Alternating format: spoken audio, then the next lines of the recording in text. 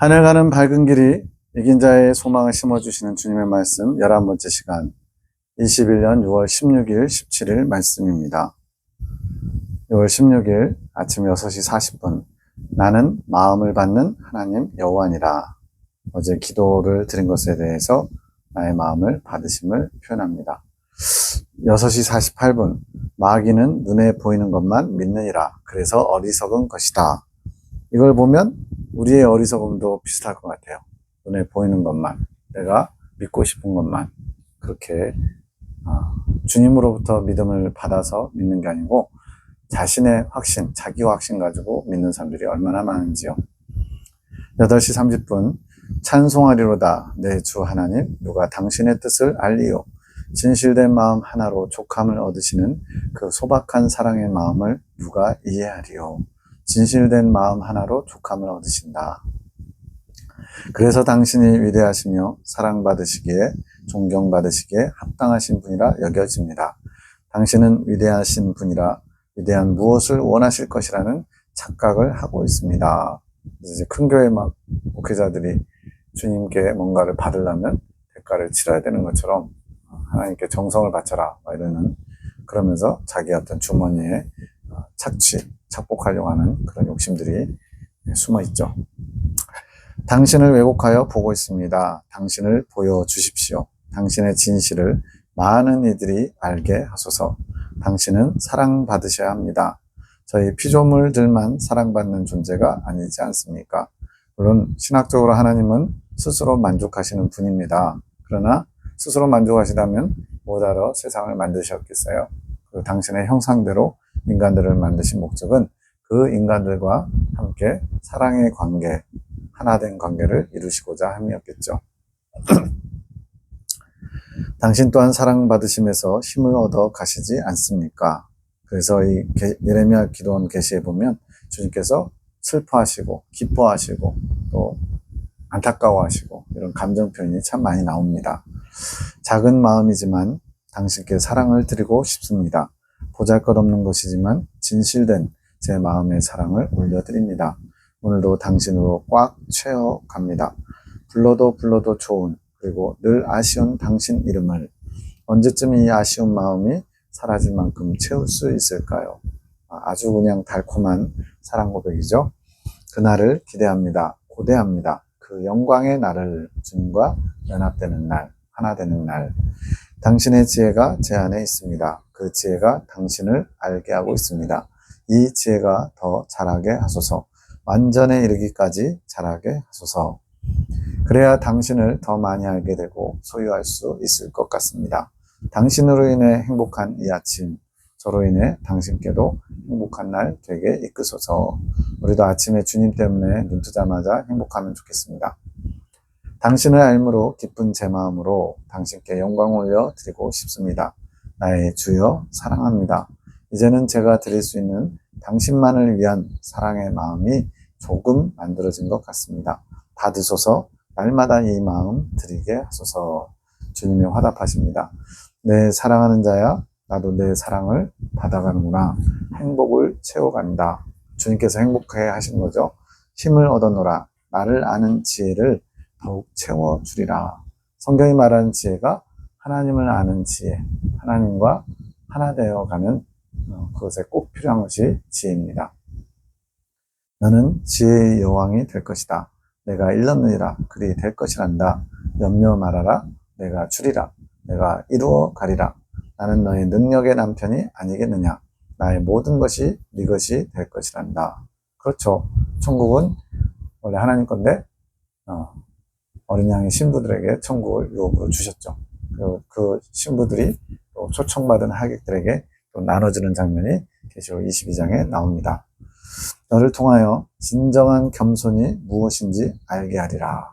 진정한 겸손, 다소곳하고 목소리 나긋나긋하고 겸손한 말을 하고 이런 것이 아니라 진정한 겸손은 주님의 뜻을 받들고 주님의 사랑 앞에 자신을 한없이 낮추는 것, 순종하는 것, 이것이 진정한 겸손입니다.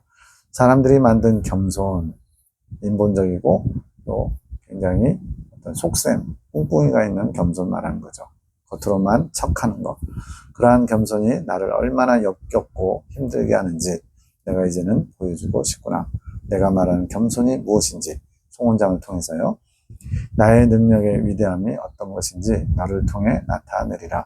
세상의 거짓들을 내가 통솔해 가리라. 문장이 조금 어색하지만 주님께서 주신 메시지 그대로를 원하셔서 그대로 기록했습니다. 그냥 세상의 그런 거짓 난무하는 것들, 만들어진 겸손, 가짜 겸손 같은 거를 친히 치리하신다, 바꿔가신다, 다루신다 이런 뜻입니다. 크크, 내가 정의에 불탔구나. 주님께서 이제 이 말씀하시면서 본인 스스로도 내가 마치 그 정의에 불타서 세상을 정화한다는 그런 말씀하신 것처럼 생각하신 거예요. 나의 사랑아, 나의 마음을 받아라. 나의 사랑의 마음을 바꿔라. 내가 너와 함께 하느냐. 이런 거 보면은 주님도 참 우리가 거리감을 느껴서 그렇지 참 가까워지면 예수님도 유쾌하신 분인 걸 알 수가 있습니다. 밤기도 40일 참회기도 6일째. 침묵 가운데 들어보니 모든 것이 분별이 되지 않느냐. 기도에 이제 10명 정도가 참석하는데 대화가 가만히 들어보니까 분별이 되는 거예요. 모든 믿음 없는 말들이 이렇게 일상이란다. 믿음 없는 말들, 주님께로부터 온 것이 아니라 자기 생각에서 나온 말들. 이 말들은 각자 생각에서 나오는 말들이다. 이런 마음을 가지고 기도한들 무엇을 이룰 수 있겠느냐? 믿음 없는 기도가 응답이 되겠느냐? 지금 자기 생각에서 나온 말들이 있고요. 주님께로부터 나온 말들이 있어요. 그러니까 믿음이란 주님께 받는 것입니다. 주님이 하실 일들을 보는 것이에요. 우리가 믿음을 다시 한번 새롭게 정리해야 됩니다. 그래서 그동안 너희 기도에 응답이 없었던 것이다. 응답이 되기까지 시간이 오래 걸리지. 이것이 이유란다. 그동안 하늘 군대 안에서는 즉시 기도 응답이 온 것은 믿음의 기도가 올라갔기 때문이다. 앞에서는 응답되는데 오래 걸렸다 그러고 지금은 금방금방 응답된다는 거죠. 무슨 차이냐? 하늘 군대로 훈련받은 이후에 기도의 응답이 아주 빨라졌다는 거예요. 왜? 믿음의 훈련을 했기 때문에 그렇습니다. 이것이 비밀이란다. 믿음의 기도의 큰 비밀이 침묵이다. 앞에서 한번 나왔었죠. 침묵의 중요성. 침묵해야 마귀들이 틈을 타지 못하고 또 그 침묵을 통해서 자기를 성찰하게 되고 그 비워진 자리에 주님을 묵상하면서 주님의 말씀, 진리들을 채우면서 점점 주님과 하나 되어 가는 것입니다. 침묵 속에 큰 비밀이 있단다. 그것도 차차 알게 될 것이다. 너희의 믿음 없는 말들이 마귀를 춤추게 한다. 나에게 들어오세요 라고 문을 열어주는 것이다. 그러니까 내가 원한 건 아닌데 내가 침묵하지 않고 내 생각, 내 마음속에 있는 것들을 쏟아낼 때 마귀가 그때 틈을 탄다는 거예요. 침묵은 그 문을 굳게 닫는 것이다. 이게 지혜로운 사람이라는 거예요. 성문을 잘 닫아야 적군의 침입을 막지 않겠느냐? 이것이 지혜니라. 그러나 여기서 침묵은 나와 교감이 있어야 하는 것이다. 자, 침묵 자체가 목적이 아니라는 겁니다. 말을 안 하고 가만히 있는 게 목적이 아니고 예수님과의 교감을 위해서 침묵하는 거예요. 예수님과의 교감은 곧 묵상으로 이루어지는 겁니다. 어떤 사건이나 주님의 뜻이 말씀이 있을 때 그 말씀을 주신 이유가 뭘까를 내 생각, 내 감정, 내 뜻 다 내려놓고 주님께서 뭘 원하시는지를 집중하는 것. 이게 바로 묵상이거든요. 그러한 교감이 없이는 침묵도 아무런 쓸모가 없는 겁니다.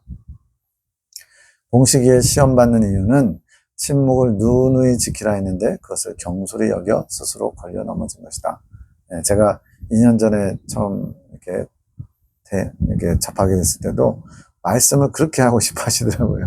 그래가지고 한마디 하면 꼭 한마디 이렇게 제가 다른 분하고 얘기할 때도 농담으로 그러니까 뭐 이렇게 안 좋은 말을 하는 건 아닌데 장난치는 말, 농담 이런 걸 좋아하셔가지고 계속 나오더라고요. 그러면 이제 주변 사람들이 침묵 막 이러고 있고요. 근데 지금은 이제 사람이 없는 것처럼 아주 침묵의 대가가 되셨어요.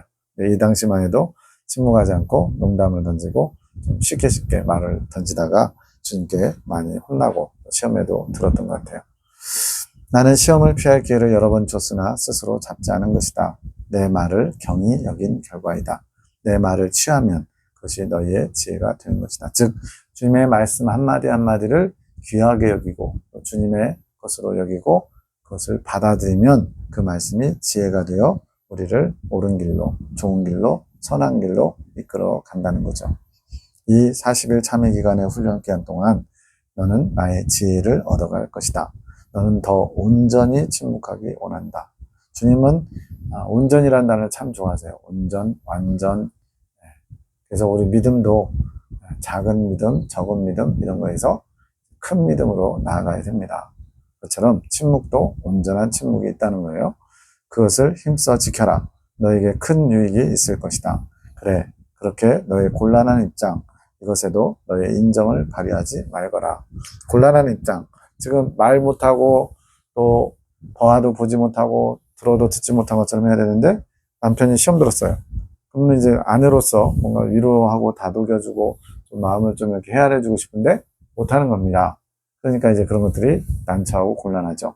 그런데 그것이 주님 앞에는 인정을 발휘하는 것이다. 인정이 없는 사람, 그런 사람이 되라는 것보다는 주님의 뜻을 이루기 위해서 인정을 과감히 제거할 수 있는, 이게 주님 뜻에 온전히 순종하는 사람의 모습이겠죠. 나를 생각하며 나에게 온전히 맡겨라. 즉 네가 직접 해결하려고 하고 위로해 주려고 하지 말고 내가 하는 일이니 나에게 믿고 맡기라는 거예요. 모든 것에 내가 기준이 되게 하여라. 주의를 신경 쓰지 말아라. 너는 지금 그 하늘 군대와 함께 있는 것이 아니라 혼자서 나와 함께 있다고 생각하여라. 지금 뭐 옆에 있고 대화하고 있고 들려오고 보고 있고, 그런데 그런 것을 과감히 뿌리치는 훈련을 해야 된다는 거예요. 나에게 집중하여라. 이것도 너에게 훈련이다. 두 번째 훈련이다. 첫 번째 훈련이 뭐였어요? 장님, 기머거리, 벙어리. 침묵하는 게 첫 번째 훈련이었고요. 두 번째 훈련은 이제 예수님만 집중하는 거. 사람들 속에 섞여 있어도 어떤 막 우왕좌왕 막 이렇게 막 정신없는 상황에서도 어수선한 상황에서도 주님을 집중하는 훈련. 이것이 되면 나중에 어떤 일을 하면서도 주님과 통교가 이루어진다고 고백합니다. 네. 근데 이것이 굉장히 중요한 거예요. 침묵과 묵상. 침묵은 나를 비우는 것이고 묵상은 주님의 것으로 채우는 겁니다. 이걸 하기 위해서 침묵과 집중이 필요한 거예요. 그래야만 연합에 이를 수 있습니다. 나에게 집중하는 것, 주위에 많은 사람이 있어도 나에게만 집중하는 것.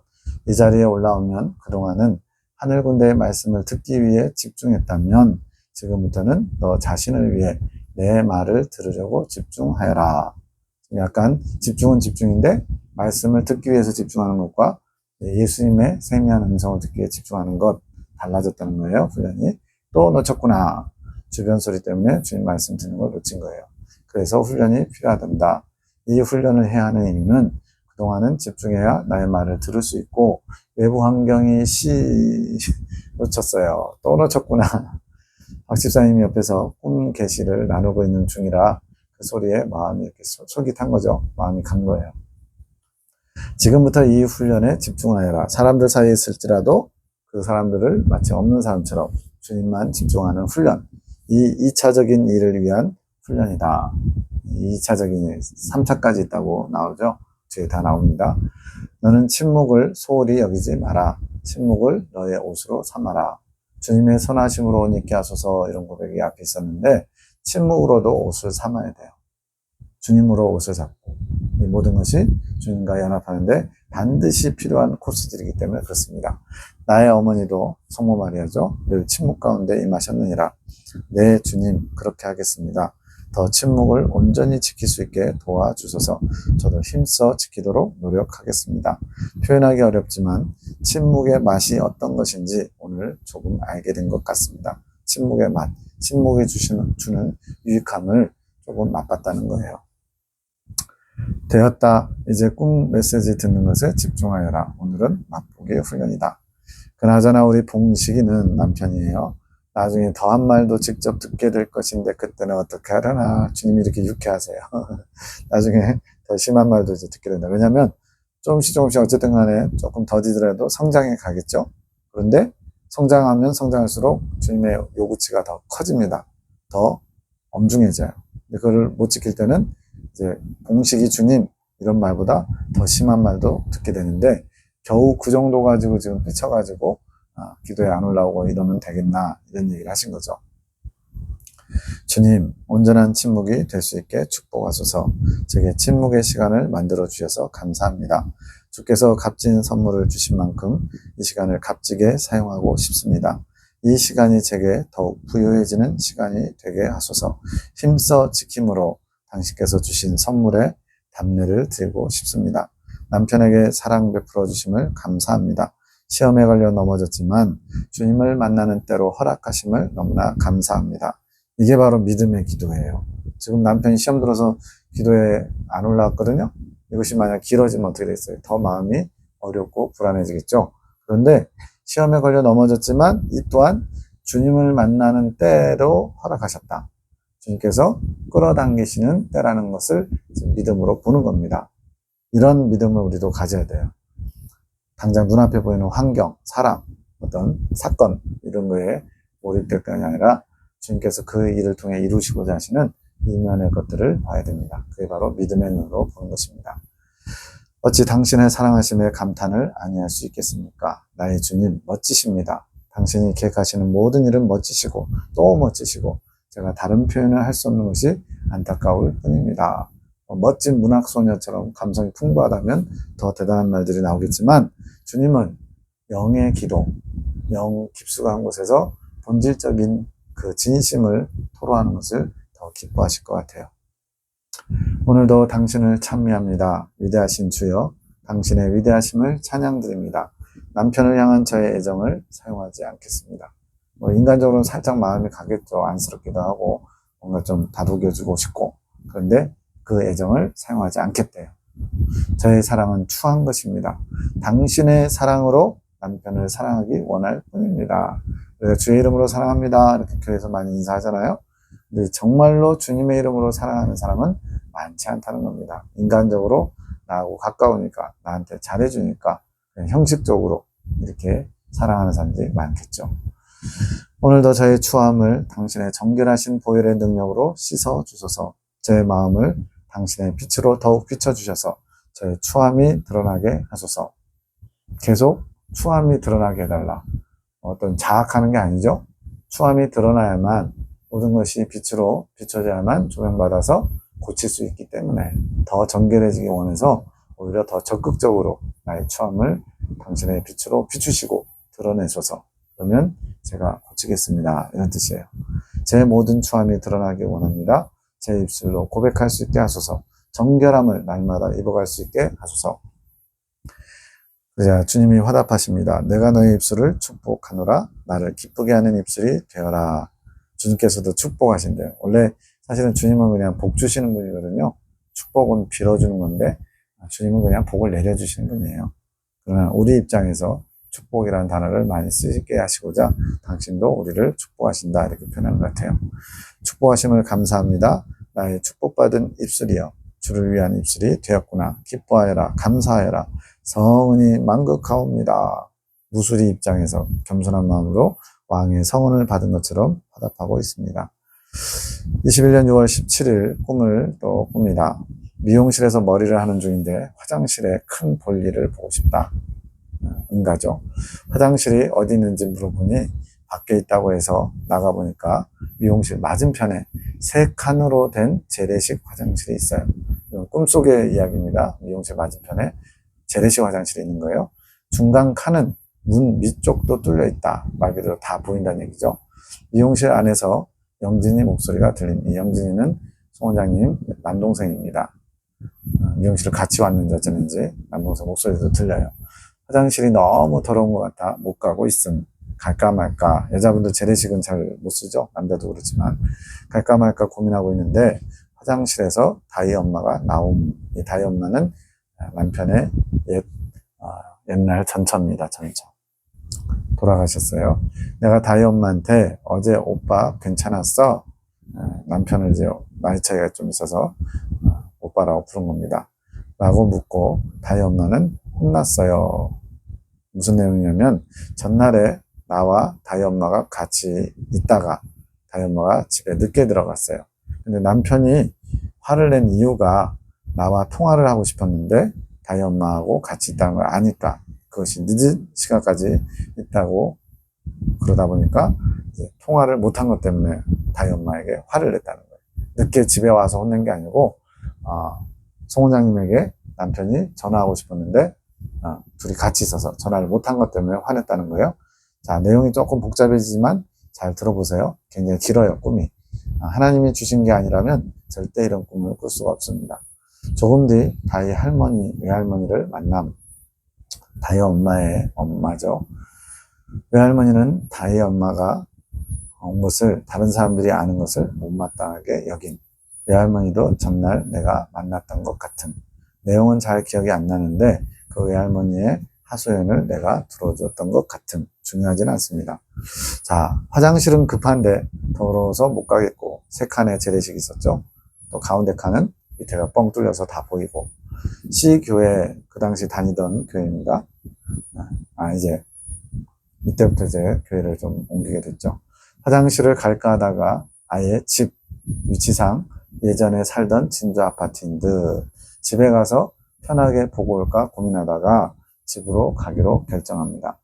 자전거를 타고 가는데 내 머리를 인식했다는 거죠.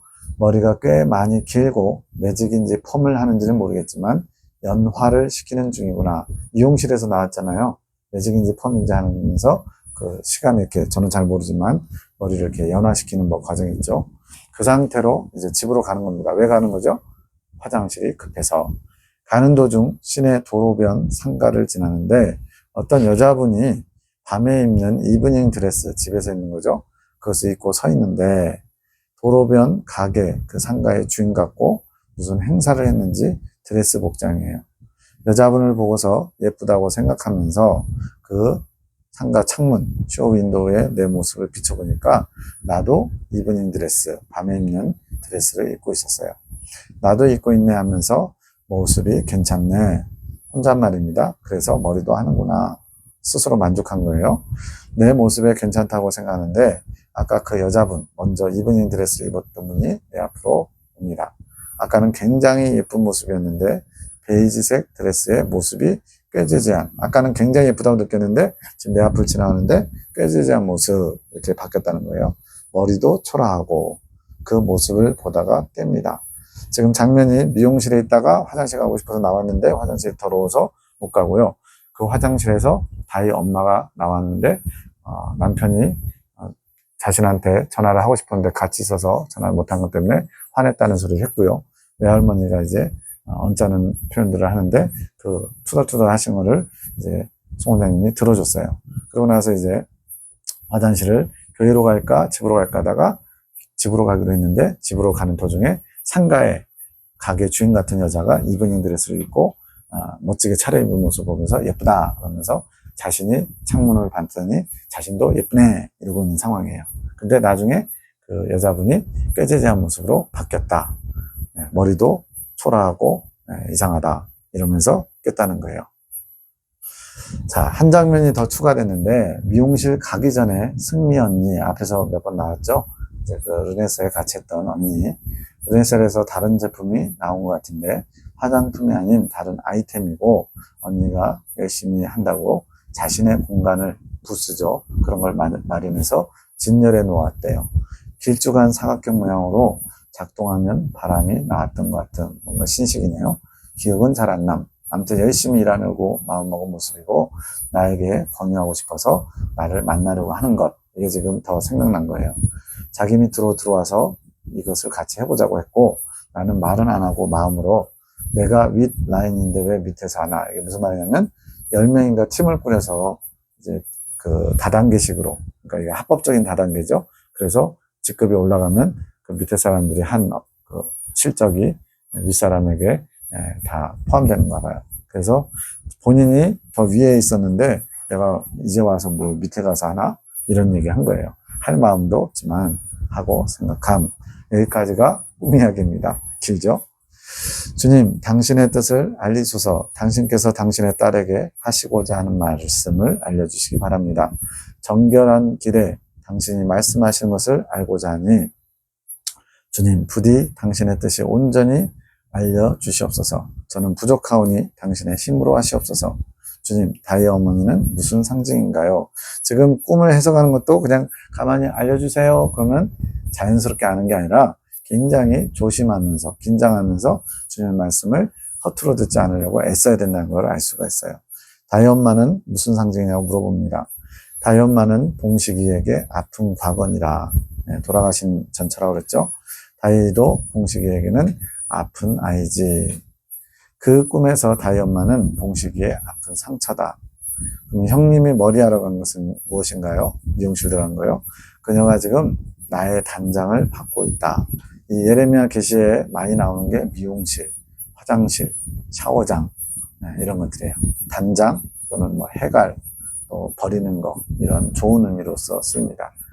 신부로서의 단장이라 3차 연단은 예배의 신부로 단장되는 거죠. 그렇게 단장을 하다 보면 버려야 할 것이 생긴다. 그렇죠.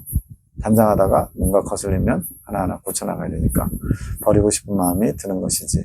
그래서 화장실을 가고 싶어 하는 것이다. 화장실, 버리는 장소. 큰 볼일은 큰 것을 버리고 싶은 마음인 것이지. 그러나 그렇게 버릴 환경이 조성되지 못한다. 그러니까 버리고 싶은데 마땅하지 않은 거예요. 화장실이 좋지 않아서. 그녀에게 허락한 나의 화장실이 아니어서 그렇다. 화장실이 나의 화장실이 있다는 거예요. 이건 뭐냐면 주님께서 사람마다 각자의 형편과 사정 가운데 버릴 수 있는 환경을 허락하시게 되는데 그게 허락한 나의 화장실이에요. 그 얘기는 주님이 허락한 화장실이 아닌데 다른 데 가서 그것을 해결하려고 하면 어려움을 겪을 수도 있다는 의미입니다. 그녀가 단장하는 곳은 꼭 깨끗한 화장실만 있는 것은 아니란다. 그녀에게 단장하는 곳과 볼일 보는 곳, 화장실이죠. 다른 곳에 있느니라. 물론 같이 있을 수도 있지만 희주는 지금 다른 곳이니라. 즉 미용실과 화장실이 함께 있는, 오늘날 이제 미용실 가면 다 화장실 같이 그 안에 있잖아요.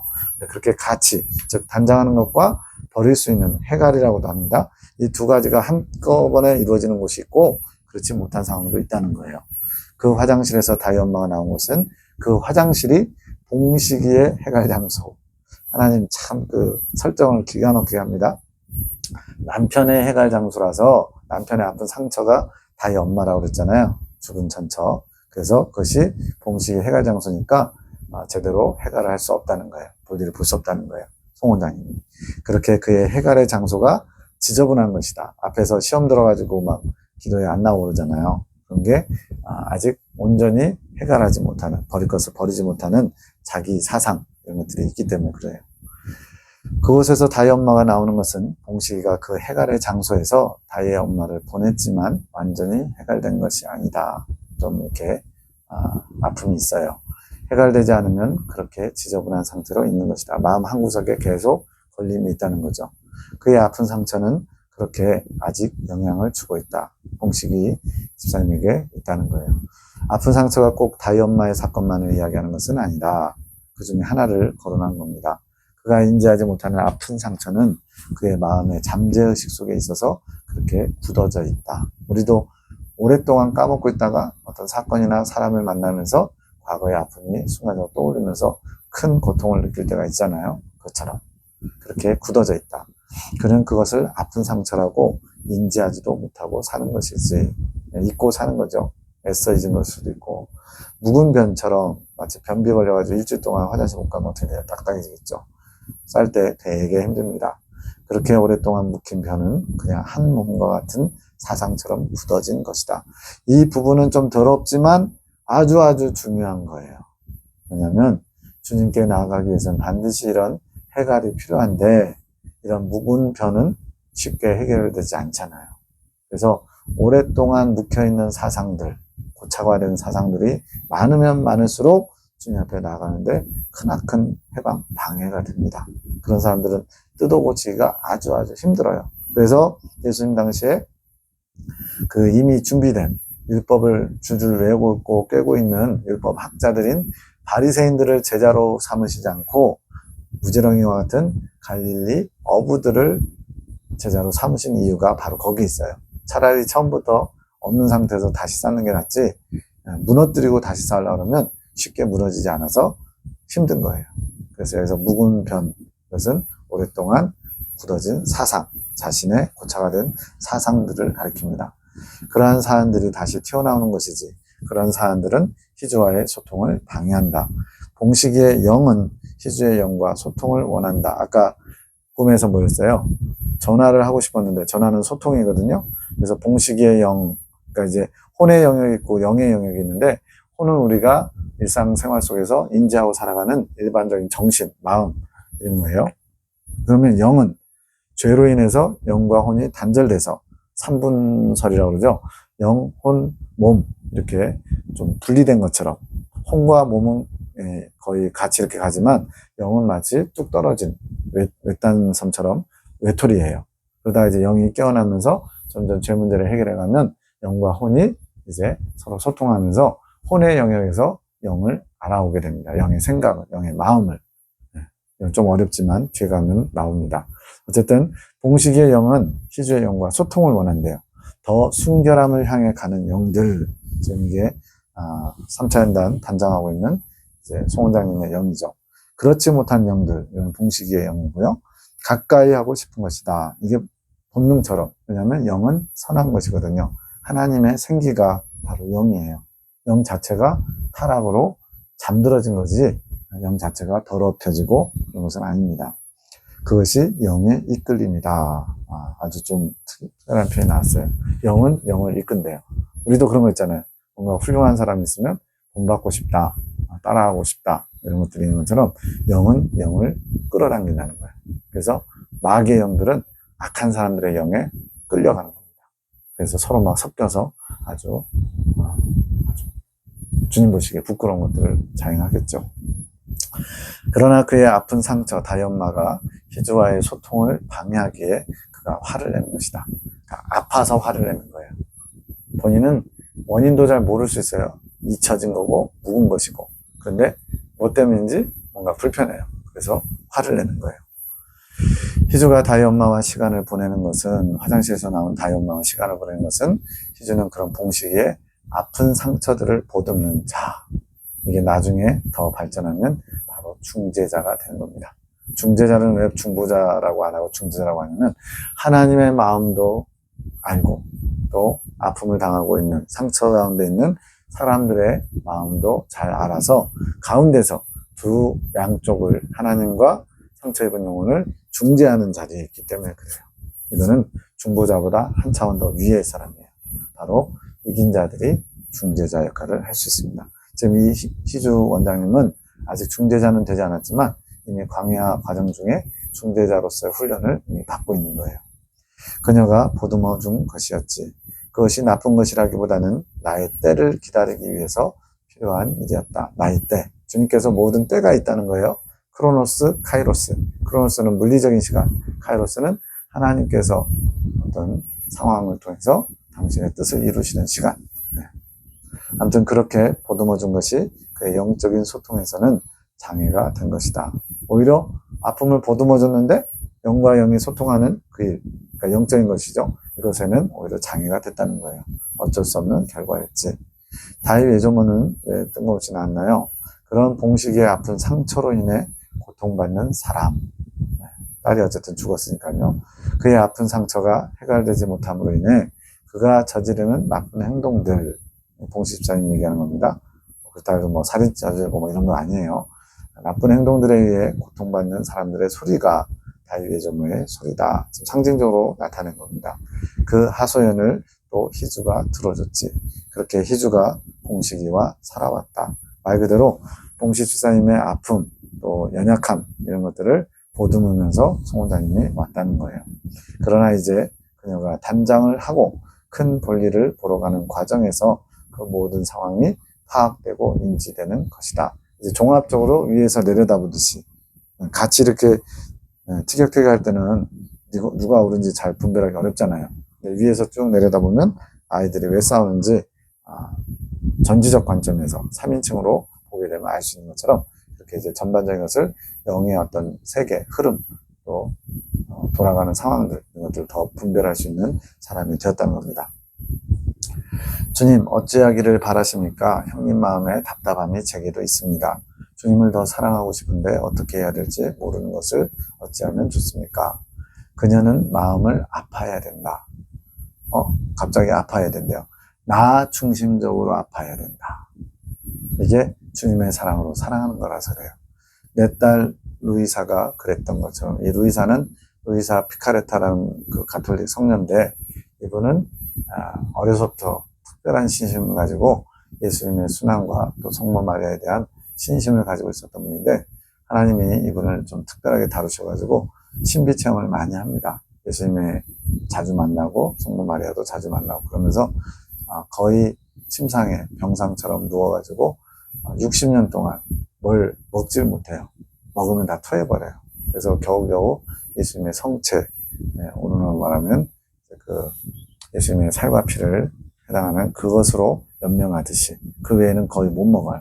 그런 식으로 하면서 대표적인 책이 천상의 책이라고 36권짜리인가요? 우리나라에도 출판되어 있는데, 이 송 원장님도 이 루이사 피카레타의 책에 영향을 받았고요. 또 조경도 목사님도 그 책에 많은 도움을 받고 있습니다. 저도 좀 많이 보긴 했는데 너무 많아서 포기했어요. 근데 어쨌든 이 루이사 이분은 중재자였습니다.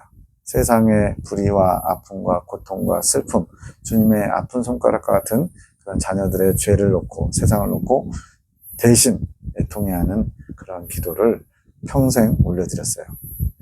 나이가 거의 82세 정도에 돌아가셨는데 그 긴 세월을 거의 먹지 않고, 뭐 믿지 않는 사람은 뭐 주섭죠 뭐. 근데 60년 동안을 거의 제대로 식사를 못하고 다 토해버리니까, 그러면서 중재자의 삶을 사신 분이에요. 세상에 불손한 그 입술을 대신해 마음 아파해야 한다. 이제 송 원장님도 그 루이사 피카레타가 갔던 길처럼 중재자의 길을 가야 된다는 거예요. 주님의 마음을 품고 세상의 불의와 아픔과 고통을 놓고 중재하라는 겁니다. 그것이 통해라. 그리고 그녀의 해갈이다.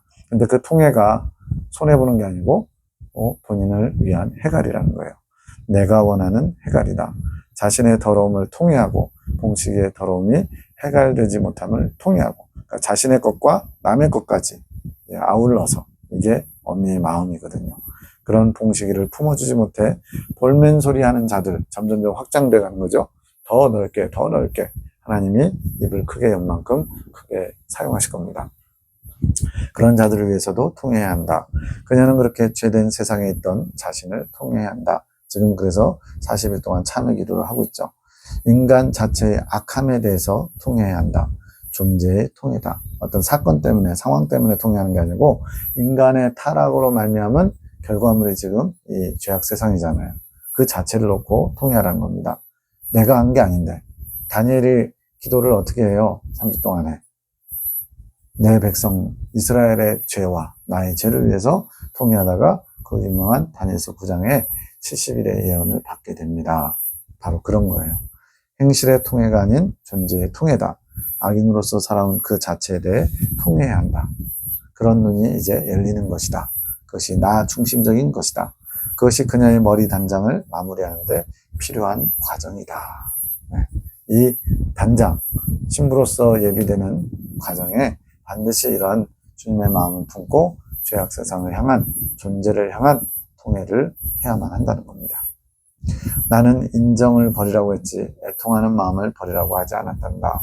그러니까 하나님을 뺀, 주님을 뺀 사람 사이의 정, 이런 애정을 버리라는 거지, 이런 불쌍하고 죄의 노예, 종노릇하고 있는, 마귀의 종노릇하고 있는 사람들을 위한 애통하는 마음을 버리라는 게 아니라는 거예요. 애통해야 한다. 긍휼을 가지고 애통해야 한다. 그녀 주변의 죄악이 자신의 죄악인 것처럼 인간의 악함을 나를 위해 애통해주기 바란다. 이게 중재자의 삶이거든요. 그녀가 그 눈물을 보여야 한다. 내가 그것을 원한다. 그것은 정욕에서, 즉 애정에서 나온 것이 아니다.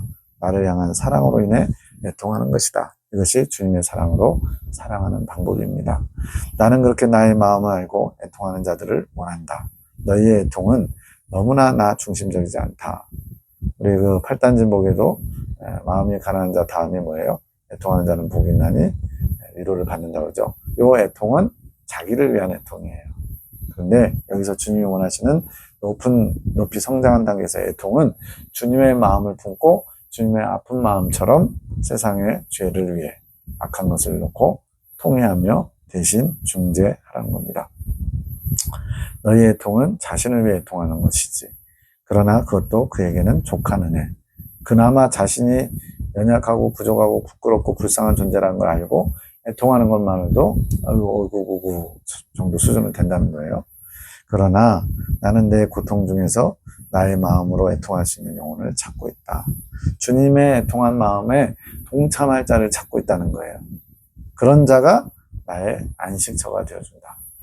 이건 너무 깊은 비밀 같아요. 주님은 내가 주님의 마음을 품고 주님의 아픈 마음을 나누는 사람일 때 주님은 내 안에서 안식하신대요. 쉼을 누리시고 평화를 누리시고 기쁨과 만족을 누리신대요.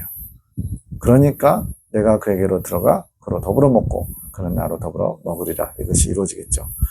너희가 생각하는 애통은 내가 머물 수 없는 애통이 많단다. 굉장히 추악한 거죠. 냄새나는 것이고 자기를 위한 것이고 나는 형제를 위해 나의 마음을 위로하는 애통을 원한다. 내 고통에 동참하기를 바라는 것이다. 이것도 아픈 말이에요. 주님은 지금도 온 죄악 세상, 특히 믿는 사람들, 하나님의 자녀들이 하나님을 믿는다면서 세상의 죄악 물결에 휩쓸리고 다니고 그것도 깨닫지도 못하고 여전히 객관되는 것을 주님은 고통스러워 하시는 겁니다. 그래서 신부들은 이러한 주님의 고통을 알고 주님의 마음을 나누고 고통에 동참하는 자들이죠. 그것이 연합이니라. 내게 정결하게 원하는 자는 그런 애통하는 마음이 있어야 한다. 그 애통이 꼭 자신의 정욕을 위한 것이라 여기지 말거라. 더 높은 차원이 있다. 아까 애통하는 자 두 번째 그거는 8단진복의 두 번째 과정하고는 다른 겁니다.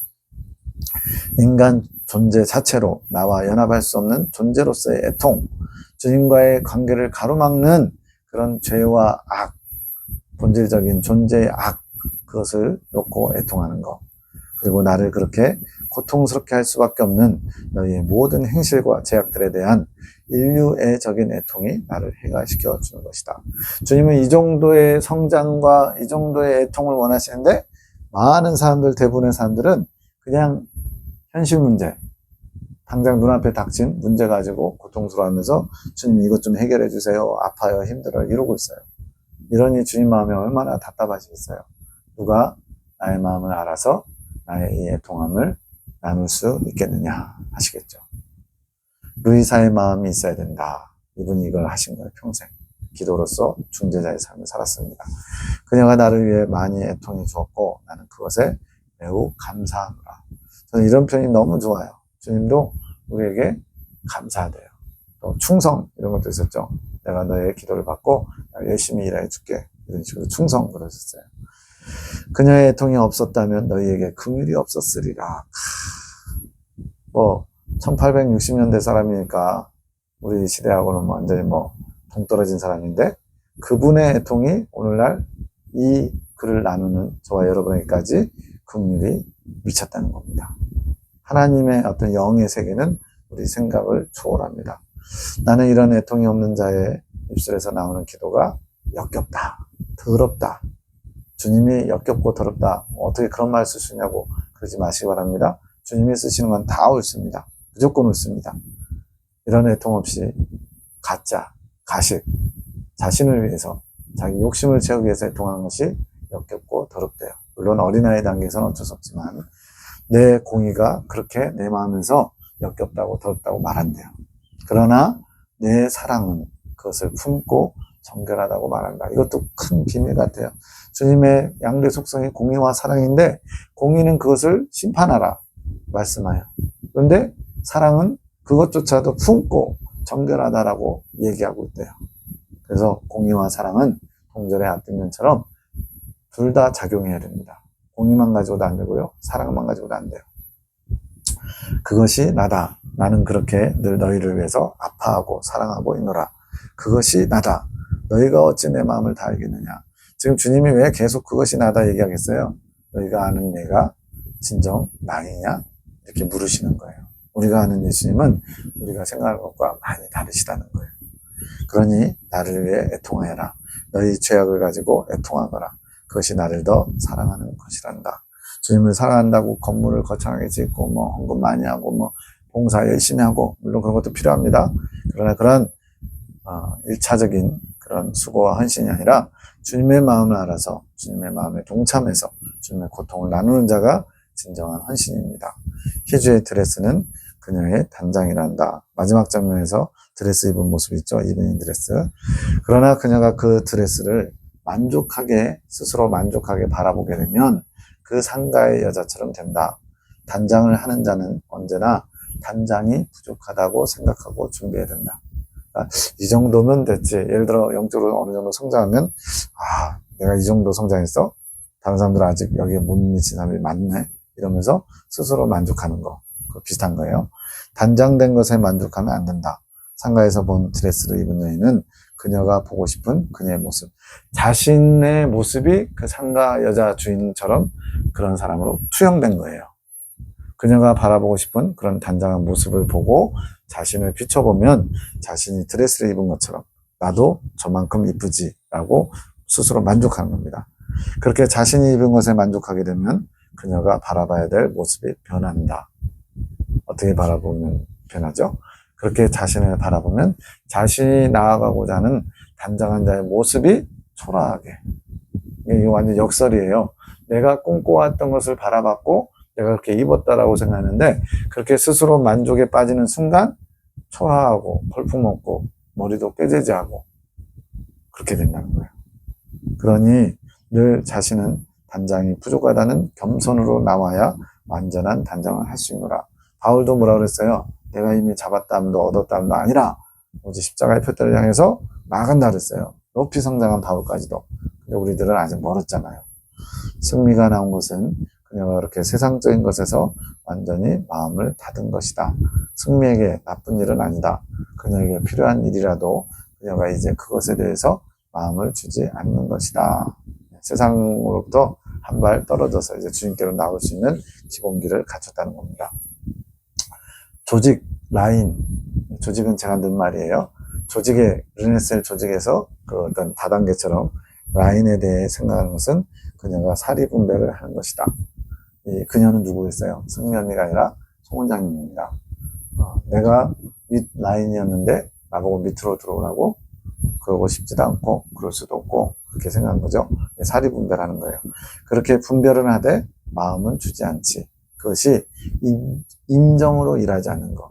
그 승리 언니와의 인간관계로 따지면 부탁을 들어주고 싶어야 돼요. 근데 이제 정리가 어느 정도 된 겁니다. 그래서 이제는 인정에 이끌려서 주님의 뜻보다 자신의 생각을 앞세우지 않는다는 거예요. 그녀가 나의 마음에 더 합하기를 바라며 비교되는 마음을 보여주는 것이다. 그렇게 인정에 끌리지 않는 모습을 갖추라고 잘 분별했다고 알려주는 거라는 거예요. 아침 7시 6분 김지사에게 나를 경험하지 않고 어떻게 나를 전할 수 있겠니? 지금 김지사님이 정말 그게 주님으로부터 온 게 맞아요? 믿어지지 않는데? 난 내가 믿어질 때까지 안 가. 지금 혼자서 지금 그렇게 고집부리고 있잖아요. 그래서 지금 나를 제대로 경험하라고 주님 말씀하신 거예요. 10분에 나를 위한 시간이다. 머뭇거리지 말아라. 일어나는 시간인데 바로 기도 안 하고 무정무정 했던가 봐요. 그랬더니 나를 위한 시간, 주님과 만나는 시간, 대화하는 시간, 머뭇거리지 마라. 굉장히 세세하게 이끄시죠. 8시 15분에 본격적으로 영의 기도를 합니다. 나의 주여, 오늘은 주께 집중하기가 왜 이리 힘든지 모르겠습니다. 제 마음이 제 마음대로 되지 않는 것 같습니다. 자꾸만 딴 생각이 들어오고 주님께 집중하는 마음이 흐트러집니다. 1차 훈련은 벙어리, 장님, 귀머거리 훈련이었죠. 2차 훈련은 예수님을 집중하는 거. 근데 지금 그게 잘 안 돼가지고 주님께 토로하고 있는 거예요. 제 마음을 붙들어 주옵소서. 흔들리고 싶지 않습니다. 주님께만 제 마음이 향할 수 있도록 저를 도와주시고 보호해 주소서. 주님, 이것이 제 마음의 고통입니다. 환경에 의한 것은 오히려 주님께 마음을 집중할 수 있게 하는데 제 마음이 주님께 집중이 안 되는 것은 힘들고 답답하게 합니다. 환경에 의한 것은 뭐예요? 주변 사람이 나를 힘들게 하거나 어떤 사건이 터져가지고 긴장하지만 바쁘지만 마음이 급하지만 주님께 의지하면서 그걸 해결해 나갈 수 있다는 거예요. 그런데 그 환경이 아니라 내면 내 안에서 주님께 집중이 안 되는 것은 어떻게 될지 모르겠다는 거예요. 제가 무엇 때문에 이러는지 잘 모르겠습니다. 제게 일러 주십시오. 주님께 모든 답을 찾습니다. 원인을 알아야 고칠 수 있지 않습니까? 주님 알게 하소서. 무엇 때문에 그런지 저를 진단해 주소서. 기도하는데 마음이 너무 답답하고 집중도 안 돼요. 기도가 안 되니까 고통스러움. 그때 나에 따라 염려 말아라 영음이 들리면서 환상을 보여주십니다. 친절하신 예수님이에요. 사과 상자 같은 것에 붉은 바나나가 하나씩 떼어져서 한 개씩 한 개씩 낱개로 한 겹으로 놓여 있음. 전반적으로 군데군데 썩었음. 이걸 딸 에녹이 해석해 줍니다. 따라 상자는 희주의 마음이다. 희주의 마음 안에 바나나처럼 보이는 것이 나의 열매다. 내가 그의 마음에 참회를 돕기 위해 이렇게 하나하나 놓아둔 것이다. 주님이 주신 양식이라는 거예요. 바나나가 썩은 것은 나의 말씀을 먹지 않고 소홀히 해서 결국 썩어버린 것. 그러니까 주님께서 말씀을 주셨어요. 그 상황에 합당한 말씀을 주셨는데 그걸 그때그때 먹어야 되는데 그걸 조금 쉽게 가볍게 나중에 먹어야지 뭐 이런 식으로 소홀히 했다는 거예요. 그래서 썩은 거예요. 부분. 그것이 나의 마음을 아프게 했단다. 그래서 또 주님이 아프다고 오시죠. 희주뿐만 아니라 모두가 그렇지만 지금 희주가 더 깨끗해져야 되니 내가 그것을 알게 하는 것이다. 즉 성장하려면 또 연단받아 정결케 되려면 주님의 마음을 알아 주님께서 그때그때 주시는 말씀, 진리, 양식을 잘 먹어야 그 양식으로 힘입어 이제 정결케 될 수 있다는 겁니다. 근데 그렇지 않으면 하나님의 말씀이 소홀히 여겨지고 버림받게 되고 그래서 결국은 썩어서 버릴 수밖에 없게 되는 거예요. 때가 있다는 거예요. 나의 말씀을 소홀히 여겨 나의 마음이 너무나 아팠단다. 저는 이것이 믿어집니다. 너희는 연약하지만 그것을 알지만 내 마음은 너희 입술로 고백한 것들을 잊어버리고 또 같은 죄를 짓는 것을 보고 나의 마음은 멍투성이가 되어노라. 그만큼 우리가 한마디 한마디 주님 앞에 고백한 것을 정말로 주님께 드린 고백으로 여기고 그 말씀을 지키기 위해서 몸부림을 쳐야 되는데 쉽게 잊어버리는 거예요. 주님, 제가 어제도 뭐 했네요. 용서해주세요. 잘못했어요. 용서해주세요. 안녕히 계세요. 이런 식으로. 정말로 주님 앞에서 마치 재판장 앞에서 결백을 선언하면서 저는 그 죄를 짓지 않았습니다. 이런 얘기할 때 얼마나 긴장하면서 하겠어요. 근데 그런 마음가짐이 아니고 쉽게 잊어버리고 쉽게 또 짓고 이런 반복되는 죄. 저도 그런 속에서 살았다가 이제는 주님의 은혜로 많이 자유하게 됐어요. 이것을 알게 하기 위해 내가 보여준 것이다. 더욱더 참여하며 이제는 말 한마디 내뱉는 것도 나를 생각하며 내뱉기 원합니다. 이게 집중하는 거거든요. 주님께서 지금 내 입술을 통해 나가는 이 말이 주님께서 어떻게 받으실까? 어떻게 들으실까? 마치 주님 앞에서 하듯이 그렇게 하라는 겁니다. 생각 없이 하는 말들이 내 마음을 얼마나 아프게 하는지 더욱 알게 하기 위한 뜻이니라. 두 번째 완상입니다. 노란 꽃의 꽃잎이 3분의 1 정도 있는 꽃인데 바람이 불면서 꽃잎이 우수수 다 떨어졌어요. 꽃잎이 3분의 1 정도 붙어 있었는데 바람 불면서 다 떨어졌대요. 에녹 자매가 해석합니다. 희주의 환상은 희주를 위한 것이다. 지금 그의 마음이 많이 어렵다. 힘들고 답답하다. 그의 마음을 표현한 것이다. 꽃잎이 그의 마음이다. 3분의 1밖에 안 붙었어요. 그의 마음이 지금 바람으로 인해 우수수 다 흩날린 것이지. 답답하고 공허하고 뭐 그런 거. 하지만 괜찮다. 그 꽃잎은 나를 위한 꽃잎이 아니었기 때문에 즉 떨어져 나갔어야만 하는 거라는 거예요.